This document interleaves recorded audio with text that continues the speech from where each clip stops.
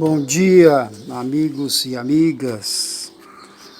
Hoje nós vamos comentar algumas coisas sobre a psicometria em sua relação com os chakras, com a yoga. Não vamos aprofundar nada, mas vamos estabelecer as relações básicas.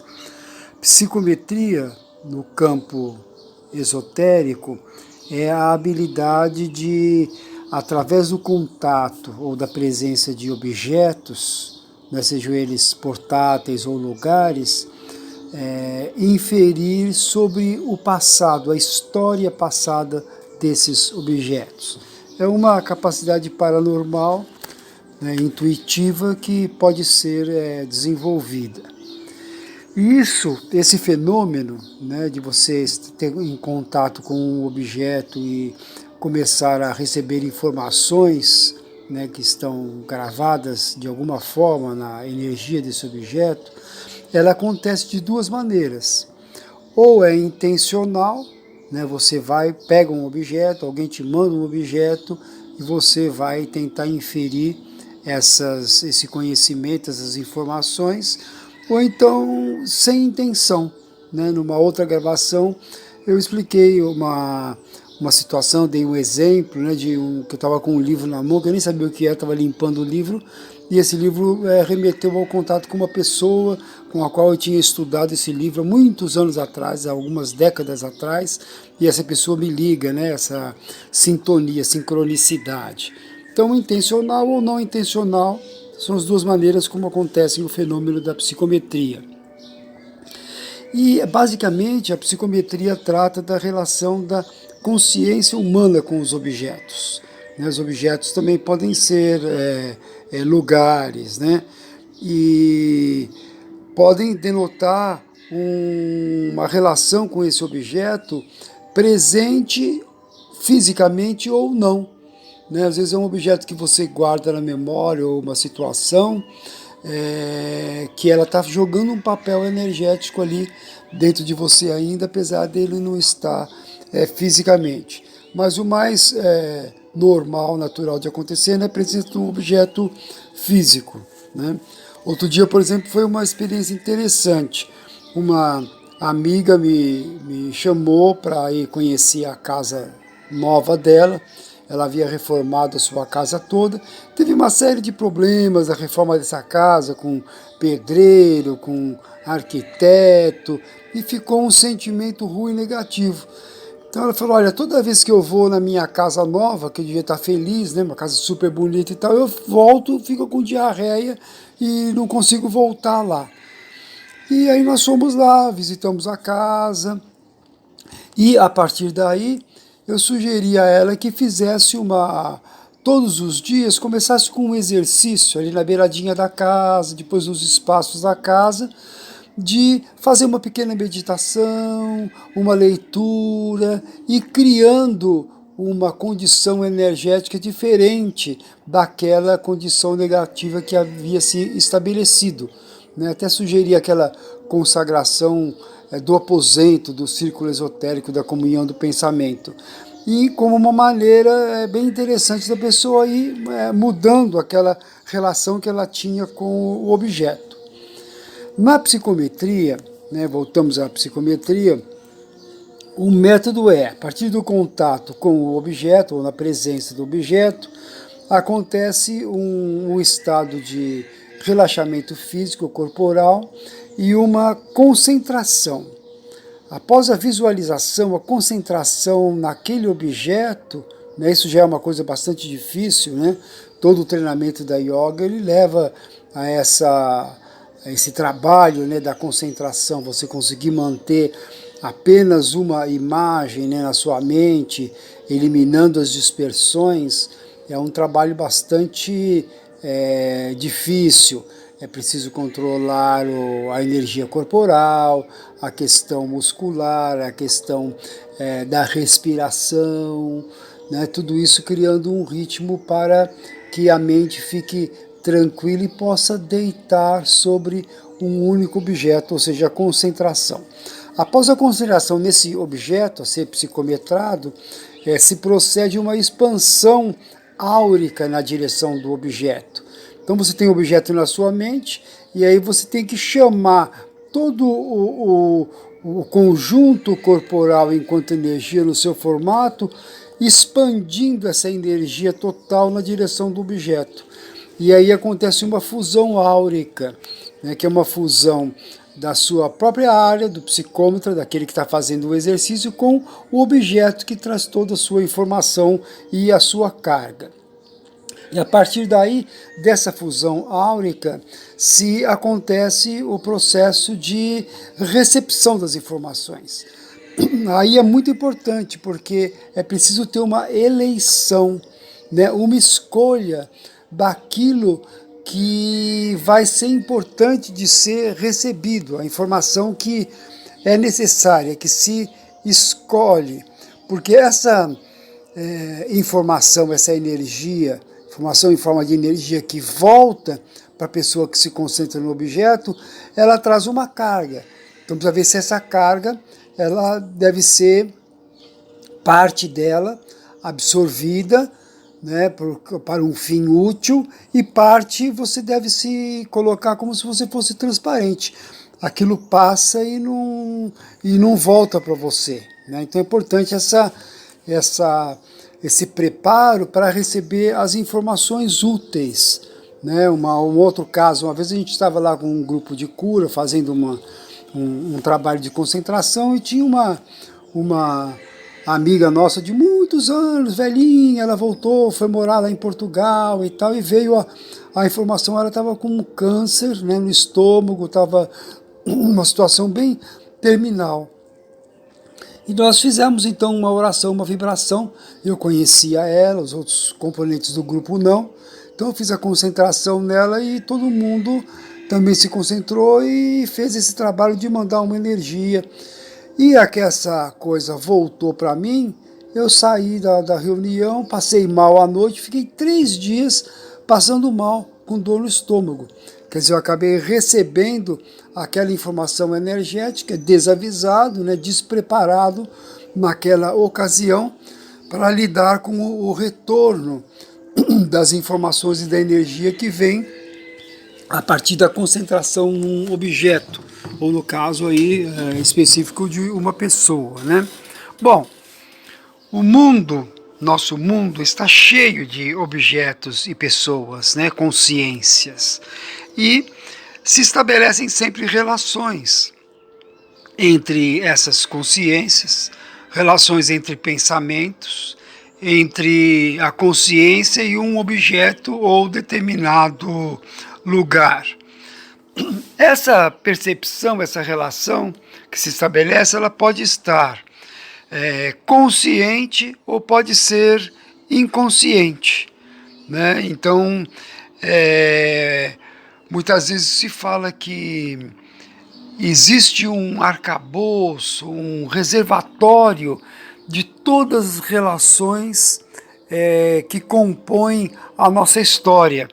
Né? A gente se trata, por exemplo, dentro de uma linha junguiana, se fala no inconsciente coletivo.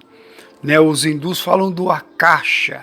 Akasha seria esse grande reservatório onde todas as informações do universo elas estão contidas ali. Né? Mas as experiências, então, individuais, pessoais, de uma consciência da gente, elas estão gravadas de alguma maneira, seja no inconsciente, seja nesse Akasha, não importa. E que a nossa vida atual, de certa maneira, ela é um resultado, ela é um produto atualizado dessas experiências todas do passado que constituíram a nossa história. Né? Então, numa visão científica mais curta, se pensa na infância, né? Muitas vezes na terapia se trata os problemas da infância que geraram a situação atual, e numa visão mais ampla de todas as encarnações passadas, né? Elas geram essa influência. E também no campo científico, da cultura, das humanidades, se diz também que o homem seria, a pessoa seria um fruto do meio, né, do ambiente histórico, do momento histórico onde ela vive, né, isso num campo mais ligado à sociologia, à cultura. Então é como se nós estivéssemos nadando no mundo, né? O mundo é um lugar onde você nada. Então você mergulhando na água, tá tudo bem. Agora, quando a água começa a entrar em você, aí a coisa começa a complicar. Então, alguns swamis indianos falavam, davam muito esse exemplo, né? Você está nadando na água do mundo, né? Lembro muito do o José Ortega y Gasset, né? Eu sou eu e a minha circunstância, né? Nas meditações do Quixote, ele fala disso, né? De você nadar nas circunstâncias e o quanto você tem consciência, você é permeável ou impermeável a todo esse cabedal de informações, né, de situações passadas que podem se atualizar, que se atualizam de determinada maneira, direcionando e compondo um estado de ser no momento. Aí as pessoas ficam preocupadas, né? Porque quantas coisas, nós estamos num processo de evolução, né? Então quantas coisas negativas, quantas coisas difíceis não aconteceram no passado, ou então a pessoa tem medo de determinados objetos que têm uma carga, ou de determinados lugares, né? Eu tenho um livro aqui na minha biblioteca que se chama Autodefesa Psíquica. E dentro dessas décadas todas dando aula de yoga e meditação, oferecia biblioteca para os alunos. Esse livro, todo mundo, esse livro que tinha mais saída. Todo mundo queria achar um jeito técnico e prático de fazer essa autodefesa, né, psíquica. E, na verdade, os rituais todos podem valer alguma coisa, mas o grande lance da autodefesa psíquica é a fixação da consciência no amor, né? O estado de vibração, de amor, né? De compaixão, de positividade é o grande escudo de defesa psíquica. E a gente diz que o amor, ele nasce no coração, né? É uma função clara, muito presente numa intensidade maior nesse centro energético do coração, nesse chakra, né? Que é o chakra cardíaco. Mas como dentro da nossa composição, né, mental, no aspecto mais sutil, nós apresentamos diversas dimensões ou estados, né, da consciência, diversos chakras, como se diz, núcleos energéticos. E o chakra da mente, que a gente chama o terceiro olho, Ajna, né, ele tem uma função primordial nesse aspecto da psicometria, que é essa concentração, que possibilita essa concentração no objeto. Mas também os outros centros energéticos, né, como o centro energético da base, né, o centro energético do abdômen, né, do estômago, Manipura, o do coração, o centro energético da garganta, todos esses níveis de consciência, eles estão se relacionando com as energias do mundo, né? Captando, emitindo, e tem na sua composição mais profunda um resultado de toda a história de vida da pessoa, ou de vida passada, inclusive. Então, na terapia dos chakras, né, com a qual eu trabalhei durante muitos anos e trabalho ainda, visa você manter o equilíbrio dos chakras, ou seja, você tomar consciência de como determinadas situações de contrição ou situações não muito agradáveis, elas estão presentes, como elas se fizeram presentes em determinados patamares da personalidade profunda e como você pode reescrever, redirecionar ou recompor essas situações de modos que elas não sejam um impedimento, elas não causem sofrimento, né? Então, se fala muito, né, geralmente, na questão do chakra abdominal, né, do manipura, do gástrico, a questão dos objetos, né, do apego, né? Então, essa região do corpo é a região onde fica o apego, o desejo de poder, né? A inveja, ciúme, isso tudo é nessa região ligada aí com o umbigo, né? Região do poder. A gente fala, o rei na barriga, né? E, então, apego e desapego, né? E então, as pessoas tendem a achar que o desapego é doar objetos, retirar os objetos da percepção física, né? Mas a gente sabe que aquilo pode continuar como um apego, como uma ligação estabelecida no campo mental, mesmo você não tendo o objeto, né? Às vezes coisas que nós perdemos, né? Eu tenho, por exemplo, uma vez lá nos anos 90, eu emprestei uma pasta de desenhos que eu tinha feito, que eu gostava muito, eram os melhores que eu tinha feito, né? Emprestei para um aluno, era uma pessoa tão próxima, tão querida, tão próxima, eu falei, não tem problema, empresta, leva lá para sua casa para você olhar, curtir, depois você me devolve. E essa pessoa nunca mais devolveu, e eu não lembro quem é, e as décadas se passaram, né, 1990, até hoje, nós estamos agora em 2020, até hoje eu lembro disso aí.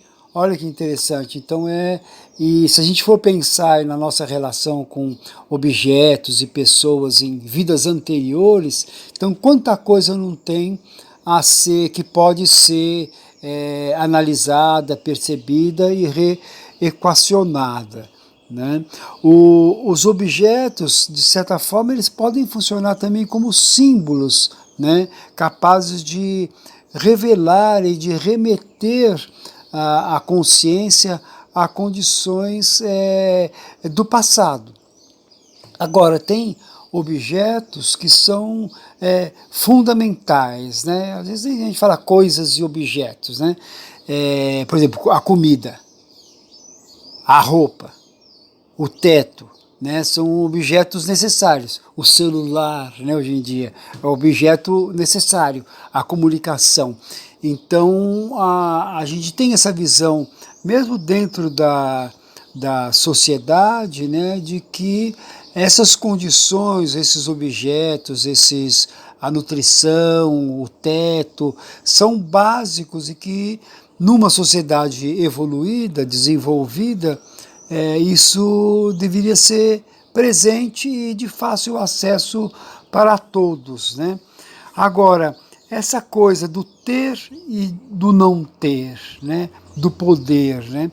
Muitas vezes eu conheci outro dia uma pessoa, ela falou, puxa, mas eu tenho quase mais de 40 anos aqui, trabalho, tudo que eu faço eu não consigo ganhar, eu não consigo receber, eu fico um pouquinho no emprego, me mando embora, eu arrumo outro, me mando embora, eu começo a estudar uma coisa, eu desanimo, não consigo levar até o fim, alguma coisa está me segurando, né? Alguma coisa não deixa que eu desenvolva nesse campo, e eu fico numa condição que eu não consigo manter o meu filhinho, eu começo a ter necessidades, e aí eu dependo da família para me ajudar.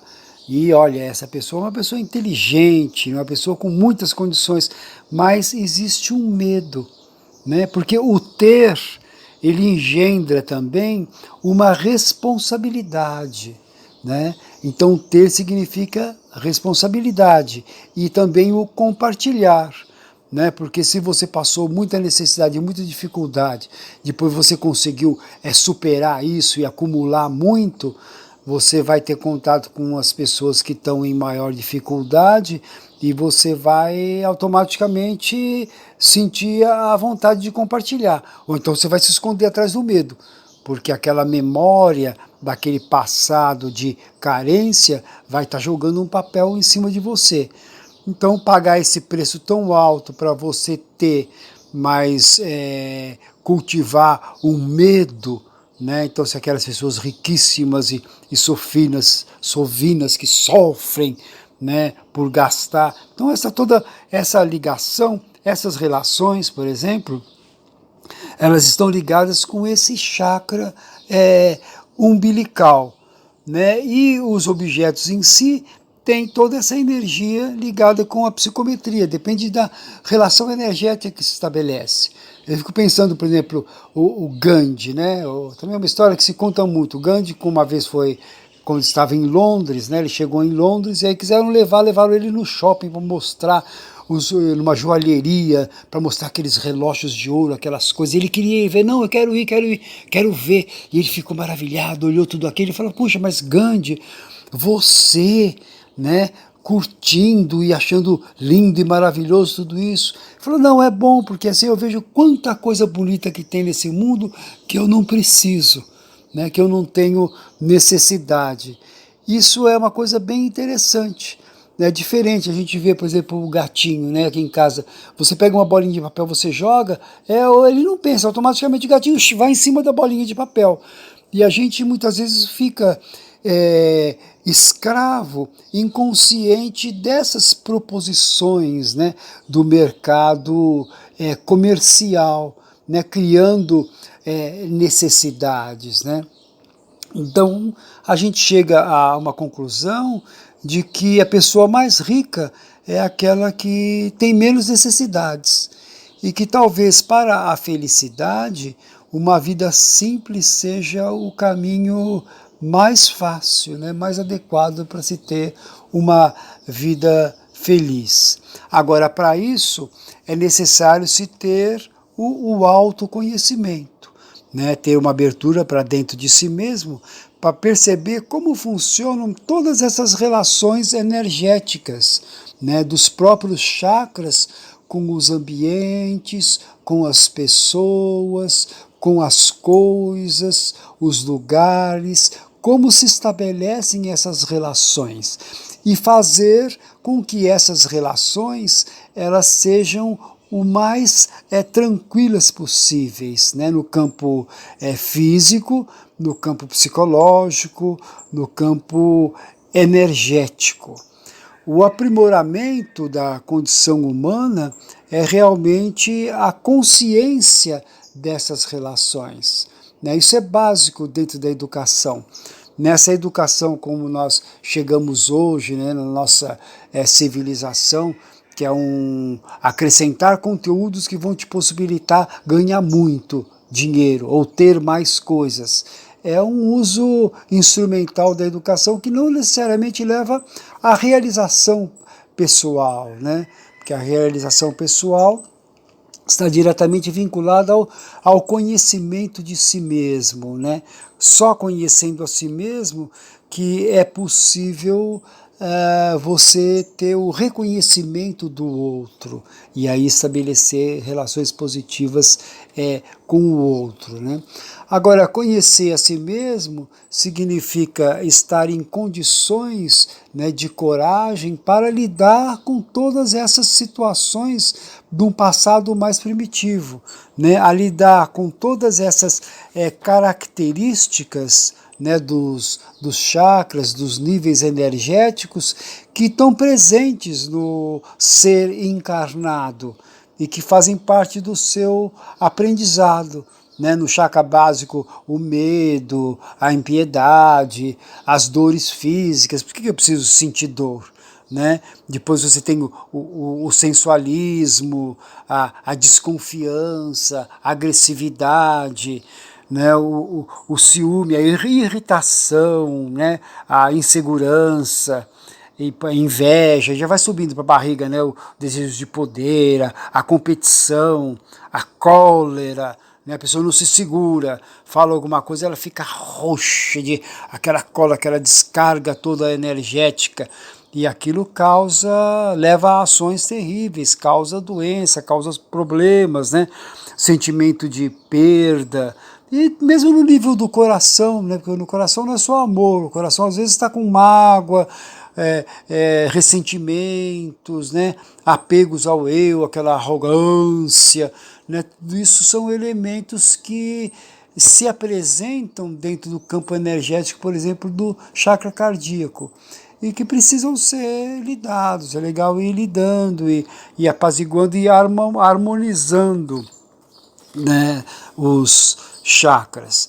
Agora, aí isso requer-se, a partir desse conhecimento, uma disposição para estabelecer uma disciplina, uma educação interior, que é justamente colocar sobre julgo essas relações, essas situações primitivas, né, que nós conhecemos e que acabam direcionando muitas vezes a nossa relação e o nosso estado da própria vida, né?